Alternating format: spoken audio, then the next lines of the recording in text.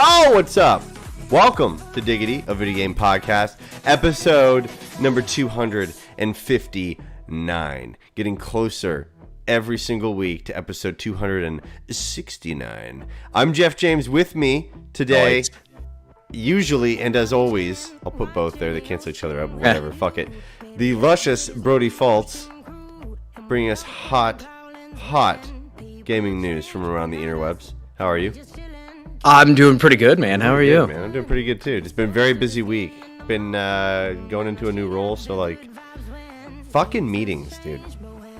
Meetings. Love my company. Love the company I work for. But goddamn, dude. The first like 2 weeks moving into a new role, and I get it because I'm going to different projects. I feel like I haven't been able to like I'm getting my stuff done, but I just feel like it's like 30-minute sprints of getting shit done in between meetings and shit. So I've been crazy, but I have actually played quite a fair bit of different games this past week. That's something we haven't talked about much because we kind of like tried to shift it to the end of the episode, and then by the time we get there, we're like, oh boy. You want to just like maybe we talk about them now, but we just briefly, like, quickly, briefly. Yeah. Okay, so what have you been doing? I've been playing Monster Hunter Rise, the new DLC, the Sunbreak DLC. Really enjoying that. And the other, I played a little bit of Pico Park with some of the people in the Spawn Camp Discord, which is fucking awesome, and you should join it. The link will be in the description. It's free. It's free. And then I have also been playing quite a bit of Fall Guys again, which we'll actually talk about that later on in this episode. Yes. But that's about it for me. How about you? Cool, man. I played a lot of stuff. So I played Fall Guys, PS5, free-to-play version. Love it. I forgot how much fun I was having in Fall Guys. I mean, just so good. Such a good fucking game. Yeah, agreed. I also have been playing a fair bit of Overwatch here and there. Just honestly, just to keep on top of it for when Overwatch 2 comes out, right? Just want to kind of keep it fresh, keep it moving and grooving. Played some F122. Picked that bad daddy up. Really? Fucking, you're looking at the F2 champion, man. World champion, F2. Worked my way up to F1. I'm on the fucking Team Petronas fucking AMG Mercedes racing team with Lewis Hamilton.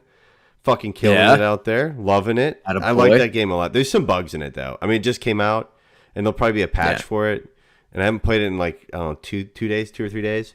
But there's definitely some bugs to it. There's some ray tracing issues, especially when it comes to like the carbon fiber shit. There's just like holographic shit floating above it or whatever on like the camera pan scenes. But like when you're racing, other than that, there's not much wrong with it. There's some stuff wrong with the mirrors from time to time, but it's really fun. It does suck that they have to, in that car space, they have to kind of compete with, Forza and Gran Turismo. Where it's like these are two graphical powerhouses, and then but I mean I know Evan's been playing it, and he seems to be enjoying it as well. But he's also, I mean, he fucking loves F1. So, dude, I've gotten so hard into F1. Austrian Grand Prix coming out this weekend. I'll be sitting on my butt at 9 a.m. watching it. Hell yeah! Fucking I'd fire me up. Watched Silverstone last weekend. Loved it. I was pretty stunned about it. I mean, I think give it like a couple more years of ripping through some stuff, and it'll be at like the Forza level for sure in terms of polish. Sure. I'm sure they'll polish the shit out of it when it's after a couple patches or whatever with some minor bug issues. But I haven't had any like driving issues. It's all just been like aesthetics, which is fine. Gosh, what else did I get into? Played some PGA 2K21.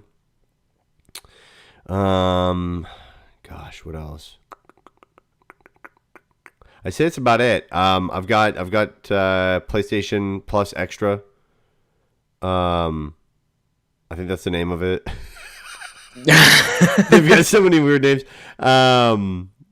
Messing around there, downloaded some different games to try and play. I like it, man. I like the layout of it. I think it's got a better layout than Game Pass, like UI wise. To be fair, that's not very hard. No, it's not very hard. It's a low bar. But, they got some games, obviously, that they got to bring in to compete with Game Pass, but they're just starting. But I'm pretty happy with it so far. I think that's about it. I did play Sekiro as well. I played like the tutorial basically of Sekiro. Oh, okay. Yeah, because I had that Elden Ring itch, man, and I wanted to play something of that nature, so I went to Sekiro because it was on sale during the Steam Summer Sale, and here we are. I don't blame you. So, I don't blame you. yeah. Yeah, no. I think that's it. Other than that, other than some dumb dude, I got a confession to make. I downloaded a fucking jigsaw puzzle app on my phone. For your phone? Yeah. I was sitting waiting, Yeah. and I was like, I've done man, that. I don't want to do solitaire. Although that'd be fine and pass time. I don't really want to be too involved. This is the most stress relieving thing in the world. Fantastic. It's dumb. Yeah. It's stupid. Really dumb. But you man, know, I get on there. I can do like there's an app that has 30,000 fucking jigsaw puzzles. I do the 100-piece ones. Just pick away at them at time. Oh my god, sheesh, killing it. I was playing while waiting for fireworks to start. I was playing crossword puzzles on my phone like an old person. It was fantastic. Dude, I love crossword puzzles, man. Time. It's all good, you know. As long Yeah, as you're it's fine. doing on It's your phone, fine. It's all good. It's fine. Yeah. Beyond that, like Brody said, you can join our Discord. The link is in the description below on YouTube as well as on Twitch. And you can also find it regularly. I think you can find it within our Twitter and Instagram profiles, right? On our link trees or whatever. We need to get a link to it on the website because we've kind of moved away from the link trees and just kind of pushed the website. So yeah. Okay, well, I got to talk to our guy about that. It's free to join. It's free. There's no cost. There's no Patreon stuff that you got to go into. It's a fun time. I think we're just about to cross. We're getting closer on 100 members. It's pretty crazy. Like every day, a couple people are trickling in to the point now where someone said, "Hey, can we have a fucking introduction channel?" And I was like, "Hey, Evan, Nick, can we get this going?" And so we'll get that moving and grooving. But it's a great place just to hang out. We've got everything in there, honestly, from just a general chat to obviously talking about video games, talking about different pop culture. We got movies, we got books, we got TV shows, talking about different music, and people post artists. There's people from all over the world. I mean, everywhere: Canada, United States, Germany, New UK. Zealand, various pretty countries cool. in the UK.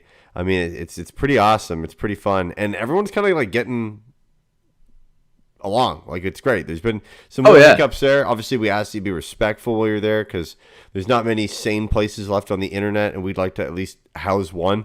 So, it'd be nice. We've got like clips in there. There's obviously stuff for each one of Spawn Camp's shows, like Diggity, WSD and Beyond, Bill Bros, which is a good segue into if this is the first time you've caught us, whether it's by video or by audio. In terms of the audio side, we're on every single podcast platform you could think of, and we go live not live. We go with the audio version of the podcast. We publish a episode every single Friday morning, really, really early, like 5 a.m. is when it actually goes out. So you've got it for your morning commute, or whatever you do in the morning. And then for the video version, we go live on Twitch and YouTube every Thursday evening at 9 p.m. Eastern time. And we have a good old grandiose time. And you can also watch any old episode of Diggity or any of the other Spawn Camp shows on Spawn Camp on YouTube. youtube.com/SpawnCamp. And it's great. We love it. It's a great time. Fantastic. It's fun, But yeah, we bring you incredible video game news each and every single week, and chat through the bullshit, talk about the delays because that's the world we live in. And today we've got kind of a mix of everything that we're into. But I guess we'll kick it off with the all big over the old place. Bad Daddy one of God of War Ragnarok has release date, my friend. Finally, no more dick pics now will be sent to I doubt it. But yeah. In that vein, I do kind of wish they would have waited a little bit because now people are going to think that fucking worked. It was within a week of them sending dick pics. Like, come on. That's a bad move. It's not a great move. It's certainly not a great move. That's a bad strategy, yeah. I didn't even put that together. I mean, there's just so much crazy shit that happens nowadays. Yeah. You're just kind of like, oh, I'm all right with that. Whatever. On to the next crazy thing. Wow, yeah. No, definitely people are going to do that. Yeah, unfortunately, Dick pics one. Unintentionally, I think they set a precedent here that is not great. Not great at all. God of War Ragnarok. About spit up my water, you fucking asshole. Yeah, did you say the release date, November 9th? Yeah, November 9th, 2022. So, I mean, we've been leading up to this. First of all? I'm actually very happy with that. So, cool. Leading up to this, I mean, we kind of have been saying, like, if we don't see this in June, I highly doubt we see it at all this year, just because, I mean, a lot of times they try to build up, like, at least, 6 months of hype or so. Mm-hmm. So now we're looking at, what, about 5 months? Not even, no, 4 months. 4 months, right? Yeah, it's not that far off, dude. Summer is like, we're more than halfway through summer. Yeah, it's crazy that it is going to be coming out as soon. Granted, this game has so much hype behind it, they didn't need a long lead up. And I think they wanted to be sure that when they announced the release date, I think they have every intention of hitting it. And so I don't think this is... I think there's much buffer time into this, for sure. Oh, yeah. I wouldn't doubt they already have most of it pretty well done. Yeah, I think they're just marketing marketing, finishing touches, some of the... They'll probably do a whole state of play just on this, you know what I mean? Oh, and we actually talked about that in the Discord the other day. Austin from... he used to be a part of Boss Rush.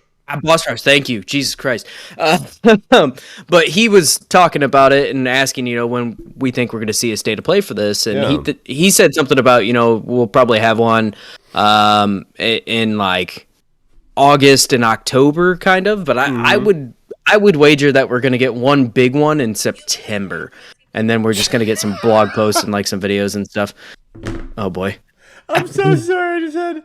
that couldn't have been a worse time to open my phone. I was on YouTube, just making sure that the stream's running correctly, right? Yeah. And I opened the YouTube app on one of my phones, and it was on YouTube Shorts, okay? And the YouTube short that I had finished watching was this guy that apparently uses, like, sugar daddy sites. He signs up as a sugar daddy to, like, go on dates with chicks. Well, this girl literally talks about it. He's like, you ain't never bought pussy before? And it's like, oh, my God. Jesus. So if anybody heard that.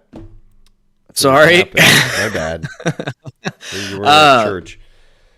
But, yeah, I kind of think we're going to get one in September. I don't think they're going to wait until October. I think we'll get one big one in September, and then like blog posts and video releases on YouTube and things of that nature leading up to it. But I really don't. I mean, this game practically markets itself at this point. I mean, people are so hyped for this, and I'm incredibly excited. I'm content that it's coming out in 2022. If it would have been pushed back, so be it. But I'm very, very excited that this is... I mean, honestly, the end of this year is getting kind of packed. I mean, not with so many of like your major AAA titles. I mean, there's definitely some in there, but...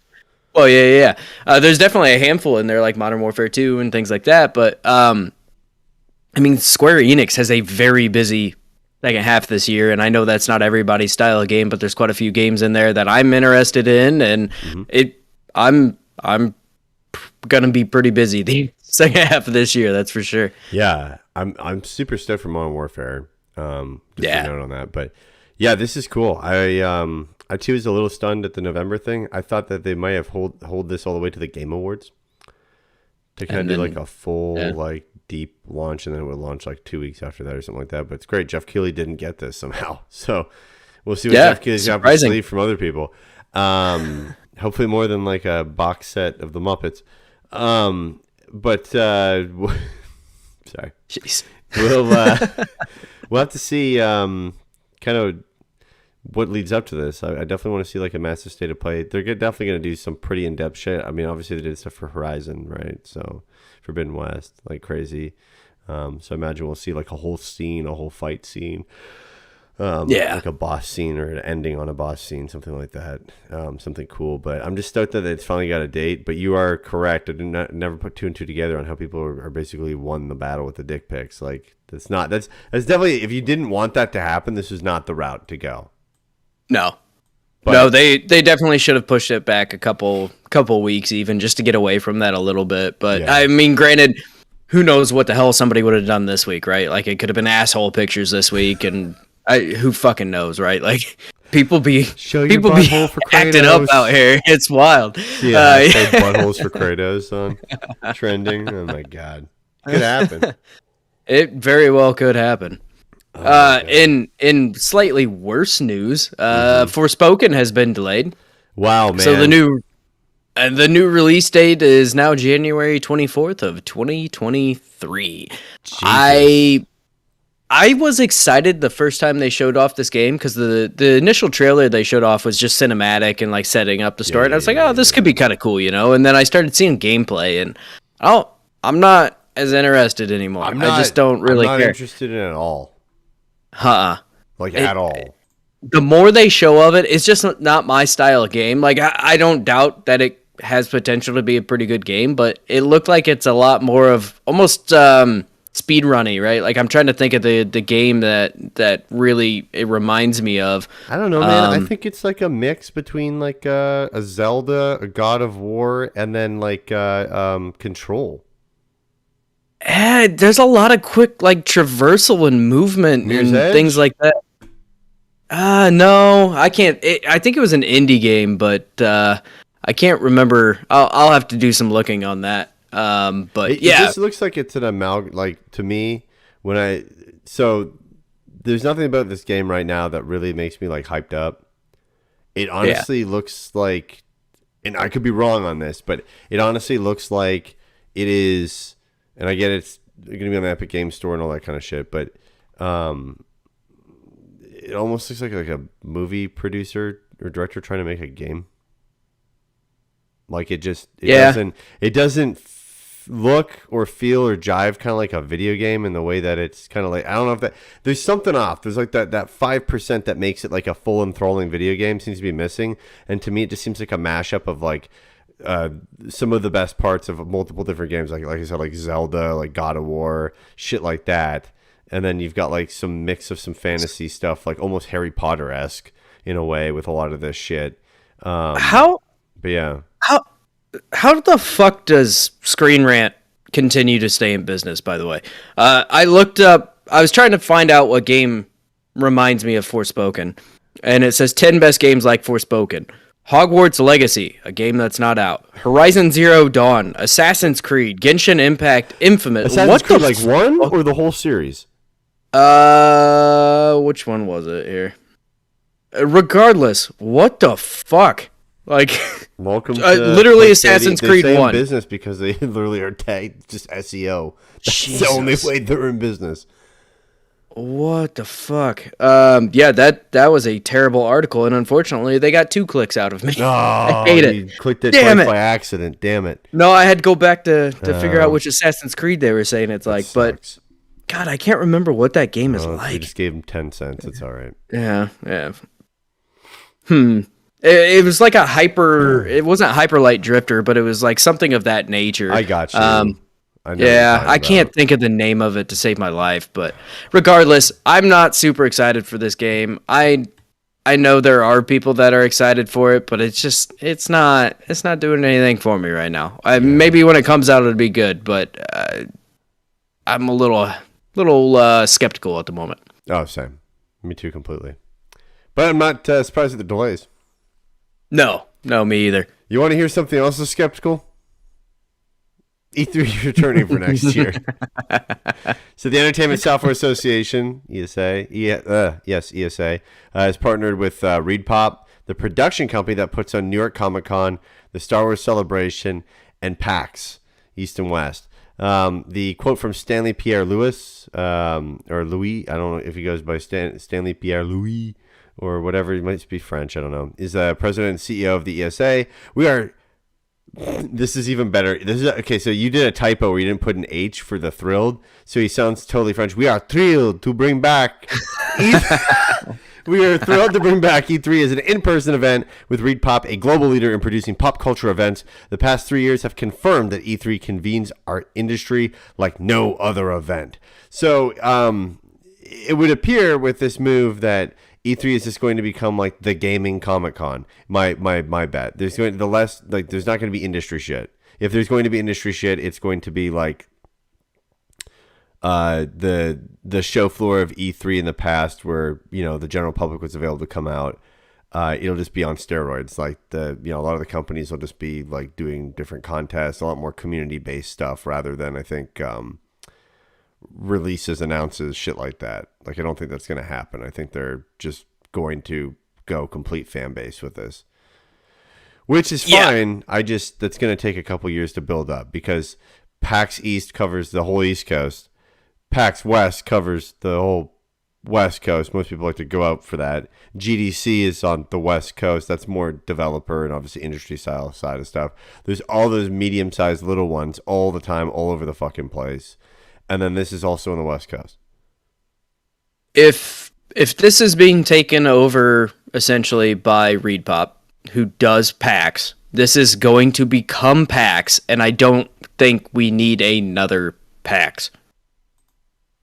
I'd agree.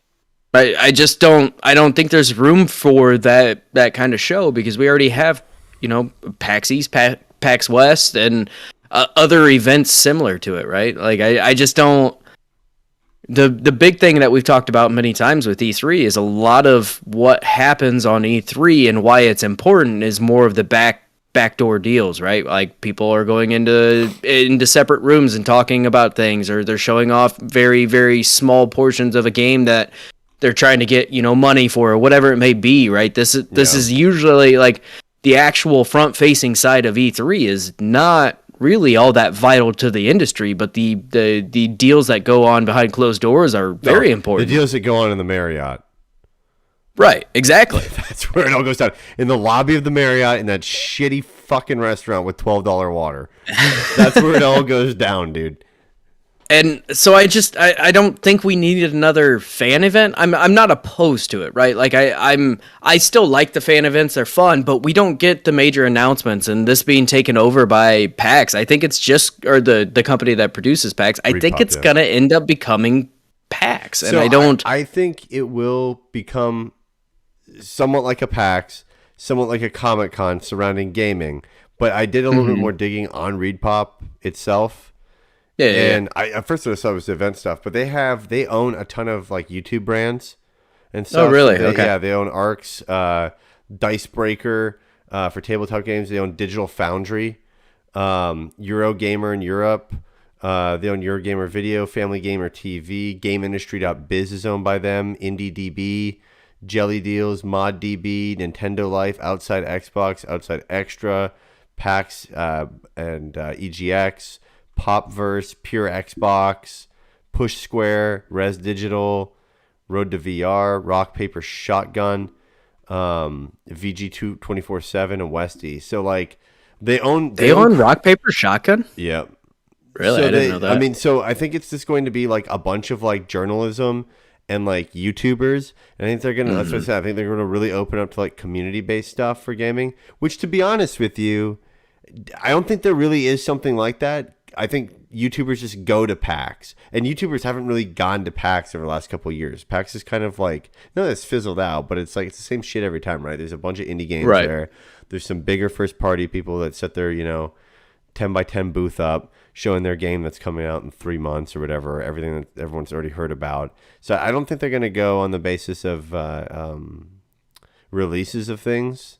Maybe they will, right? But they're certainly not going to go to like the stages and stuff like that. I think we're going to continue to see the digital videos, like pre-recorded stuff already from all the companies, and then maybe they do it like a day before or whatever, and then the floor opens up and they can see their stuff. Or maybe this just turns into a fucking Comic-Con, which I'm fine with. I'm totally fine with if they can actually figure out an event that has the community there. You can play some games, see some new shit, and it's like cosplay events and other cool stuff. That's great. But I don't want another fucking, here's, 10,000 square feet of people selling the same fucking phone cases with Pikachu on it and other shit in it. And then it turns into a cosplay contest and, some YouTubers all walking around with fucking gimbals, going, oh, look at this. Oh my God. I don't give a shit for that. I won't be part of that.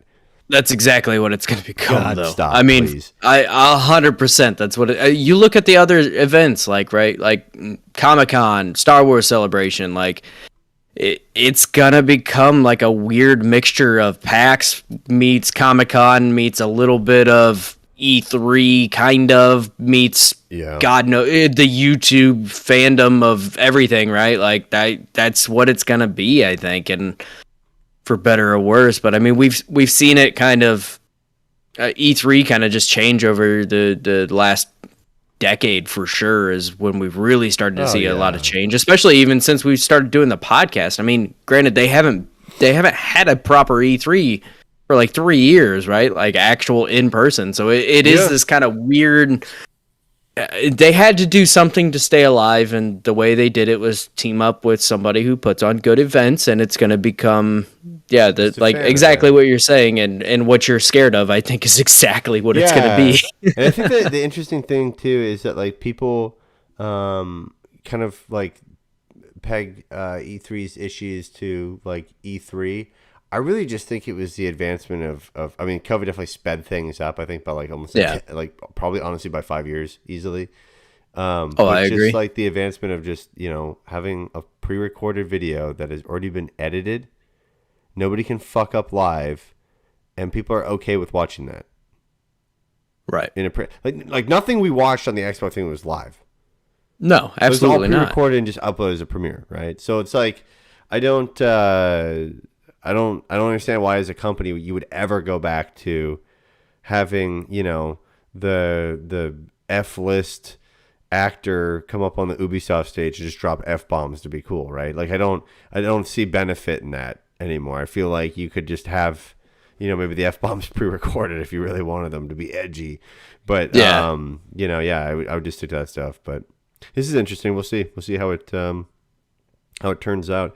Honestly, I want to see what the first year of this is like, and if it grows and it's good enough, I'll go to it. I'll fly in for a weekend or whatever, check it the fuck out, and dip out. You and I can go troll people over there or something like that. I don't know. We just go around and be like, hey. I'd give them look into some weird shit. I'd give them the first year and see how that one goes, and then go from there. But you want to get in there before it gets too crazy, and like 5 years in, where it becomes just an absolute disaster of people. So like last time I was at E3, it was 2018 or 2019. I forget which one. 2019. I think so. Yes. That makes more sense. So it was 2019, and I enjoyed it. I mean, it's obviously for business to begin with, so that was the first part of it, and that's why I dubbed the Mariottas, where all the deals go down, with a $12 water, and iJustine is in the background, and Jeff Keighley and Boogie2918 all fucking doing YouTube gaming shit at the time when I was there. And the biggest thing that I took from it, like they had the developer day or like industry day, right? Where like only industry could go on the floor and check shit out or whatever, right? And then they had the day for, just gamers, just general public. And to be honest with you, it's pretty lackluster. Mm-hmm. Like, there's some cool stations set up and shit like that. But, like, I went there and I looked at it and I'm like, okay. So, to be fair, nobody from the industry probably gives a shit to ride the llama like a riding bull at the Fortnite booth. But, I guess general public would find that kind of interesting. But, like, I just kept looking around being like, man, there's a lot of fucking money spent here. And there's no money being made from this, like the general public coming to it. That sounds like an asshole thing, but I mean, at the end of the day, it's a fucking business. And I left that going, this was weird. It was kind of like poorly done. Like at the back of the whole thing was like just a ton of shit on crypto, tons and tons of shit, like Engine Coin and all that different Polygon, like just tons and tons and tons and tons of crypto bullshit. There's small things like, hey, we do analytics for games and different like industry booth stuff, which might actually be interesting to the industry people, but they're like slammed at the back. All of a sudden there's like carpet, then there's no carpet, and it's just like vendor booths, and it was real awkward and real weird. Like there wasn't walls up around certain areas. It just seemed like it was like haphazardly like thrown in there, and that was just like like an afterthought. So hopefully they can bring more to it than what was there. But yeah, I think they're going to do exactly what I said, just base it all off of gaming fans and go from there, make it the world premiere gaming fan event, which is all things cosplay, community managers talking about different things in games and having Q&As probably, but not really releasing or announcing many things, and just going from there, I think. Yeah, no, I think you're probably pretty well spot on. Cool. Should we get on to the Fall Guys piece of news, my dude? Yeah, so Fall Guys recently launched as a free-to-play game, or relaunched, I guess, at this point. And of course, you have to, tie your Epic account and all that stuff. But you can now play it pretty much anywhere. You can play it on Xbox, PC, PlayStation, Nintendo Switch. I wouldn't doubt it's eventually gonna go the Fortnite route of being on like Game Pass, where you can now play it streaming and all that good stuff. Deck, but too. currently it is not there. But regardless, they have hit 50 million players in the last 2 weeks. Fuck, dude. It's which so is good. Wild. It is. I have actually been playing the hell out of it, and I really haven't played it in a long time. And coming back to it, there's a lot of new tracks. There's a lot of new like game modes. There's squads. Oh my god, yeah, the duos. Me and Eric were playing that, and we had a blast doing the duos because you work together the whole time, and you try to score up there, and you need to get in a placement with points. It's just awesome. And they've been doing like special events. So like I think it was last week they had a Halo event going on where you could unlock like specific Halo items, and you just had to play this certain game mode. They had this week they have something going on where it's a Assassin's Creed-esque thing, but you have to like steal candy and you can get Assassin's Creed items. Yeah. But all of what they're doing now is exactly what I hoped they had done from the get-go. Granted, I don't know if they expected it to be as wildly popular as it was. I think Epic probably did. I mean, like yeah, Fortnite, and then they did that with Rocket League, and I don't remember if initially they were with Epic though, were they? No, they were not. They got purchased up, but they got purchased up, and then Epic made them go free to play. No. I'm talking about from the beginning when it first launched as like a free to play or a free game on PlayStation. So that's what I'm kind of talking about is that's where I fell off, and it was just kind of boring because you'd play the same few maps, the same races and stuff. Now they're doing events, and it incentivizes you to play more and play a certain game mode and do different things. But since it's free to play now, you can tell anybody like, hey, go download this. It's not a big game, and you can play it and you can fuck around for a little bit and have a good time. Like we've played it on the server and played with a handful of people in there and had a good time. And hell, even before we recorded tonight, I was sitting there playing it. Like it's a good time. I was knocking out some of the special events for the Assassin's Creed stuff. I'll never use it in game, but I want it. But damn it, I want it. And going free to play, I don't think is a terrible move for them. They can make money off of the battle pass type system, which is easy. They have cosmetics, and especially with the team ups with Halo and team ups with Assassin's Creed, they're making money from those because people want to look like Master Chief, or people want to look like I can't even think of the most recent Assassin's Creed one, Valhalla's. Don't know, haven't played it yet. But regardless, I think it's a good move. I think they're trying to go a similar route as Fortnite, but I don't think it's going to be nearly as successful as a game like Fortnite. No, but Fortnite's I think a unicorn. Oh, absolutely. But even then, this game was like $20 when it did come out, and it was free for PlayStation users right off the get-go. But I think this is going to bring a lot of people back. Like, being able to sit there and play on my Switch now just to screw around or whatever, play on PC with the guys in the server or whatever it may be. Like, I think this has breathed a whole new life into it. And if they continue with these events and things, I think this actually has some legs and will stick around for quite some time and be one of those games like, you may not play it religiously, every day, every week, but it is something that, you'll come back and screw around in. If there's something cool going on or a special event or something, it'll definitely bring people back and hopefully keep them for a little while. Yeah, I think it's a brilliant business move. It's going to sound funny, but one of the things I was most impressed with was the in-game client for Epic. Yeah. It runs so smooth, and it just makes sense. It's like the first in-game client where I'm like, okay, I understand what the fuck you're telling me. I understand where everything is. I understand exactly what you want me to do. And it took literally 2 seconds for me to set up an account or for it to merge the stuff over from my PSN. And I accidentally messed that up. And I made my Steam or my PC account the primary. And so I I had to contact support, and they transferred everything over to my Epic account, so I have everything again. But regardless, they made it pretty simple. They had a bunch of people complaining about it. All you had to do was reach out to them, and they got it all sorted. So that's cool. It's cool. Yeah, I'm stoked to see this game get legs again, man. Yeah, dude. I'm stoked for the people playing it. All right, last story of the evening. We got a look at Skull and Bones by Ubisoft, and we also got the release date for this. And a lot of people have been waiting for a very long time for this. Obviously, it had been delayed a couple of times, correct? Like 2 times already? It's been in production for like 10 years. Yeah. So it was a game that just constantly kept getting delayed. Wasn't it like the last year or two they were like, hey, we're gonna bring something about, and then there's nothing ever came, and then they said, hey, we're delaying it they put out a press or something like that soon will come out, but for now we need to put more time into it, whatever. Anyways, so open world pirate game, battle, fucking ships style game. I mean, it's parts of Black Flag and Sea of Thieves, not as good. Yeah, like it is not a. Some parts of it look good. If you're watching the video version right now, where I have that video playing, when me and Brody are sitting here talking about it.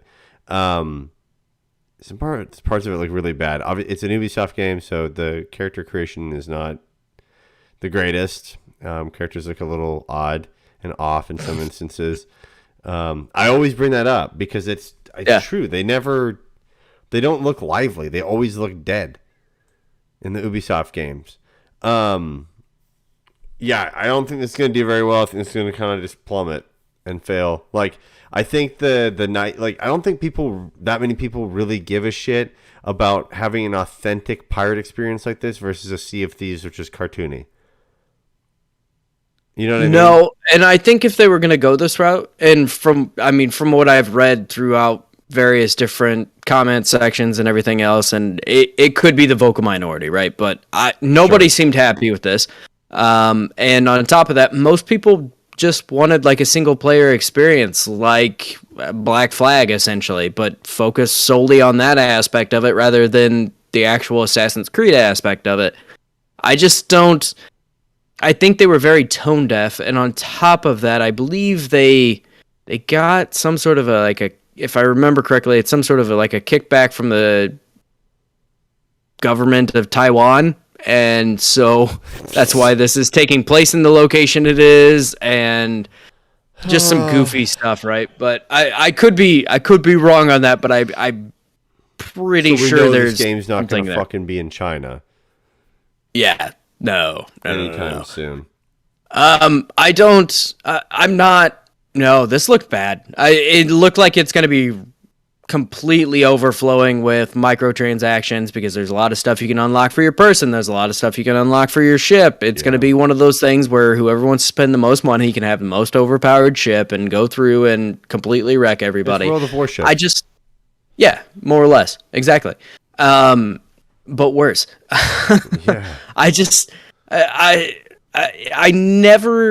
It never ceases to amaze me how bad Ubisoft characters can look. They just tend to look absolutely terrible. And I don't feel like this is going to go well at all. I think this is going to completely flop, and they probably this was originally supposed to come out in 2017. And it is now 2022. It looks like a 2017 game. Yeah, exactly that. It looks like they have still shots of like some of the models and stuff, and I get that's cool, but you don't get to see that fucking view. And when it goes into the action views, it looks horrendous. The particle effects on stuff, the explosions, horrendous. It looks fucking terrible. It definitely looks like it was the game that was supposed to come out in 2017, which, given a 5-year development cycle, was originally started to be worked on back in like 2012, 2013, probably, give or take. Yeah. And now we're at 2022, and it feels like a 5-year-old game already, and it just rough. Most important everything aspects of this game about it is. I think they should have went back to the drawing board, right? Like they've essentially created a somehow worse looking Sea of Thieves. Like Sea of Thieves, that cartoony style works for it just fine. Like it's not realistic. It's not got trying a to goofy be attitude, to the whole game. Yeah, exactly. And they've embraced that and they're excelling with it, and people fucking love it. Like I just think this is going to be a version of that comes out and it flops right on its face, and then Ubisoft's going to go back to doing what they typically do, right? Like, my expectations for this game were so incredibly low that watching the video, I still visibly talking to my wife, who does not give a shit at all about this. I go, this game looks like shit. Like, I don't know, man. Ubisoft, this isn't it. Their character design is definitely upped in this a bit. Like it looks better. It does look better, but it's still not to par with like other.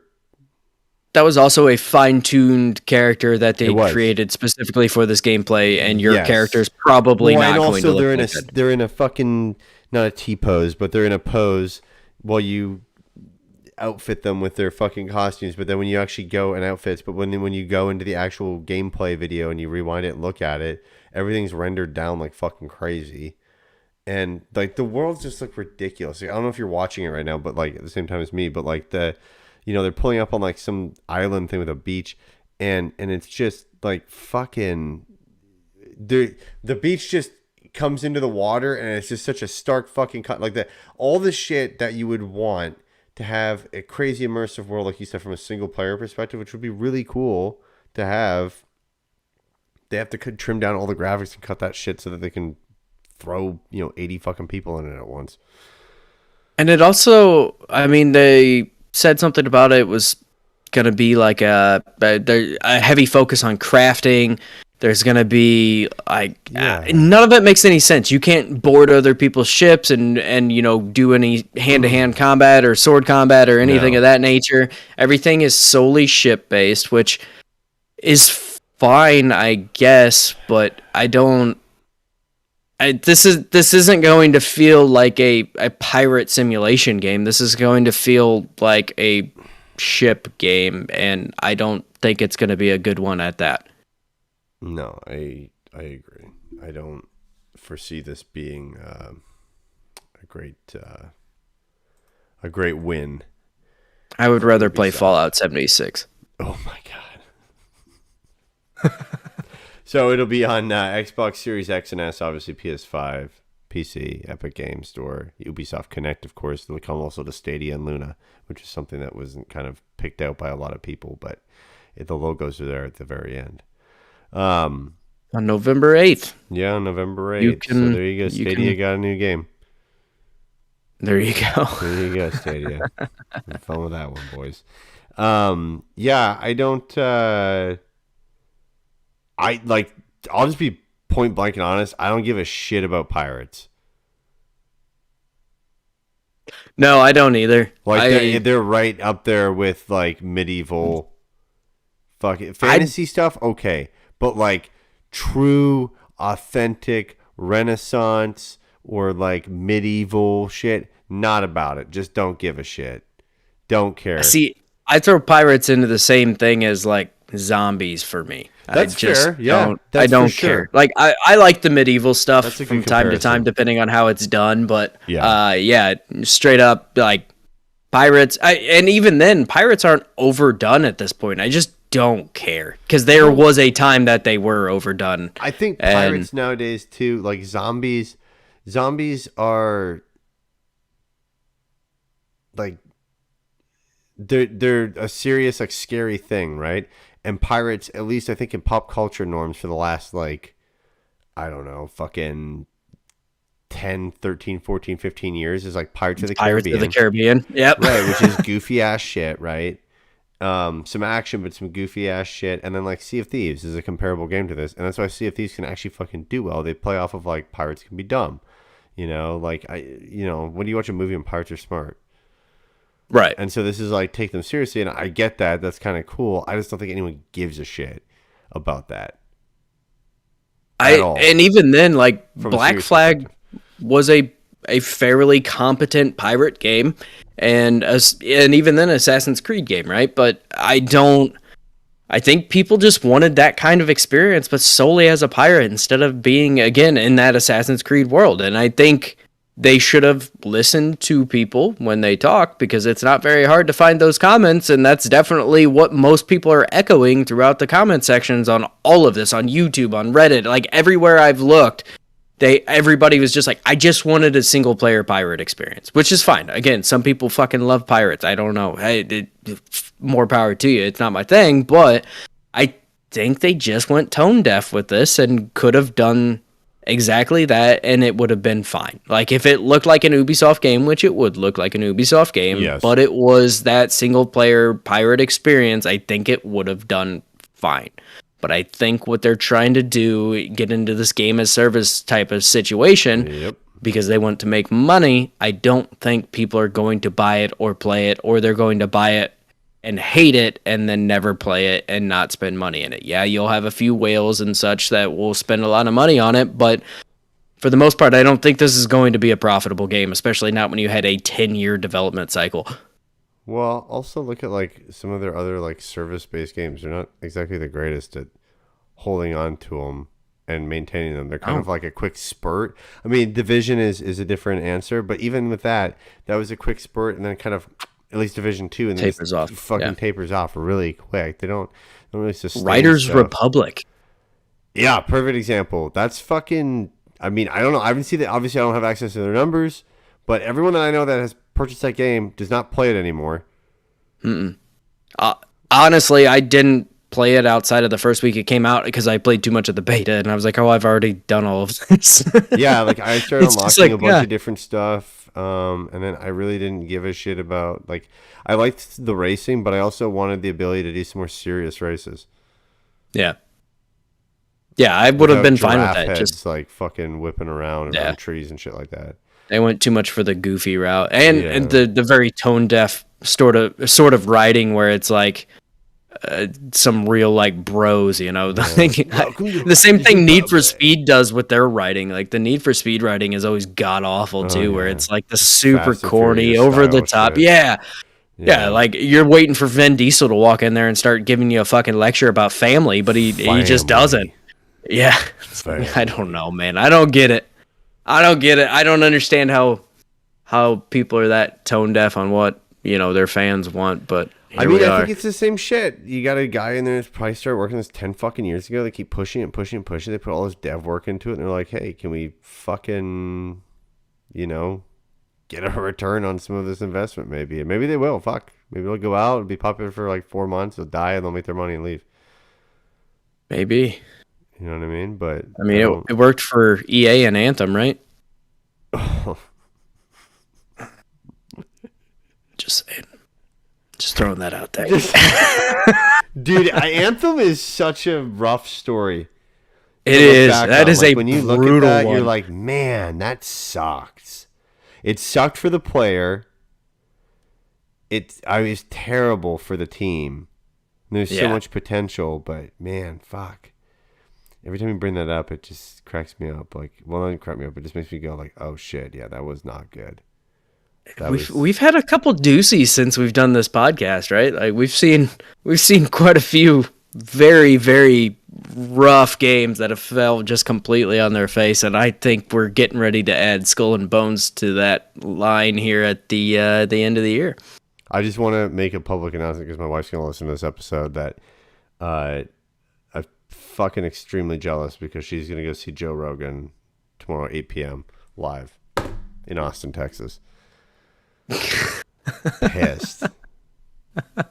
It's bullshit, dude. She's gonna get to hear him talk about like apes and.